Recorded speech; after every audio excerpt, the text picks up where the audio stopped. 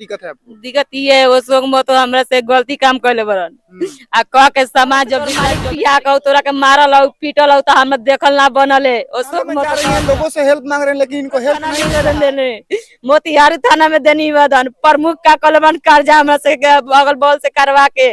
अपना से लेके कलन काम करवाए मैं प्रमुख घूस कागल मन हमर रुपया लेके रो लोग बताए हम सरपंच घूस ले ले बना दू भसली बतियात रहन और दिन हम फोन करने सरपंच लगे से ओ शोक मत के कागज बना के उनकर घर वाला के दे देनी हम मंगनी तो बिहार में देखा जाए तो प्रेम प्रसंग का मामला जो है हमेशा कभी देखा जाता है तो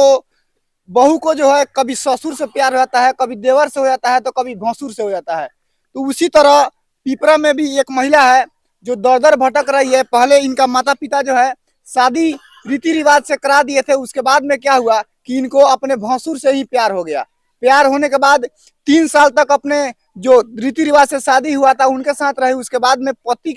पति को छोड़ करके भसुर के साथ 1 साल से शारीरिक संबंध और जो कुछ भी होता है सब कुछ की थी, लेकिन पति पत्नी के जैसा रह रही थी। उसके बाद अचानक से क्या हुआ कि इनको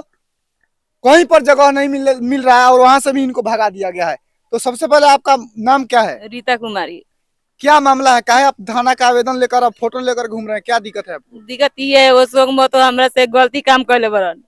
आ कह के समाज जब बिटराल 24 तारीख के घर में घुसल बरन आ 25 तारीख के लोग पूरा समाज बिटोरायल आ बिटोराल के बाद में सरपंच भी अलन वार्ड अलन सबके अलन आके पूछलन अथी घर खोलवलन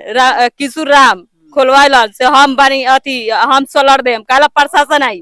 से हम सोलर देम तो किशोर राम घर खोलवलन तो आगे से अशोक मतो लिखलन पाछा से हम लिखलनी तो कलर अशोक मतो से पूछलन से एक रखेगी तो अशोक मतो कलन हम रखे तो हमरा से पूछलक तू इनका पर रहबू तो हम कहनी हर रहे तो अशोक मतो से फेन पूछाई बोल से तू इनके लेके जाएगी तो कहलन हाँ जाए ताले रुपेश मतो घींच के भगा दल बरन आ नथनी मास्टर के मेरा पंचायती में से हाँ पंचायती में से भगावले बोलो पूरा समाज के सामने में से आ नथनी मास्टर के मेहरारू हमरा पर हुता चला दिलक बस उतने में उ लोग भगा दिलक। हाँ भगा दिल बोलो नथनी मास्टर के मेहरारू आ भगा के आ रखले बोलो आ अशोक मत कहता रखेला आ बाकी उनकर घर वाली कहता ना रखे उनका भाई भी कहता ना रखे आ अशोक मत कहलन से हमरा भाई से तोरा काले देखबा हम बाप माता से काले देखबा हमनु रखे के बा। अच्छा अशोक महतो और रुपेश महतो एक जगह कहलो? अशोक महतो के भाई रुपेश महतो छोट बरन। अच्छा जी अशोक महतो 4 भाई तो 4 भाई में 2 भाई उनकर बाहर बा अशोक महतो सबसे जेठ बरन आ मंटू बुआ जी बाहर तो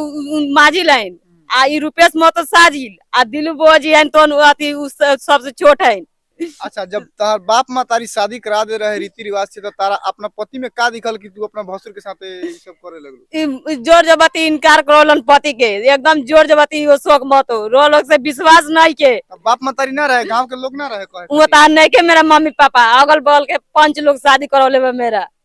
आई कल से तोर मालिक पिया के तोरा के मारल हो पीटल हो तो हमरा देखल ना बनले अशोक महतो कहतलन। अच्छा अपना भसुर के साथ साल भर से रहतनी भसुर के साथ जी तो सब कुछ पति पत्नी के साथ रहत रहनी है जी अभी का दिक्कत बाकी अब हमारा ये दिक्कत बस हम अशोक महतो के जोड़े रहे तो नहीं रखत अभी और अशोक महतो के भगा दिल बलो रुपेश महतो लो के भगा दिले रुपेश महतो बालदेव महतो आ सरपंच लो सब के भगा दिल बलो पिपरा थाना में निवेदन देने मोतिहारी थाना में देने निवेदन प्रमुख का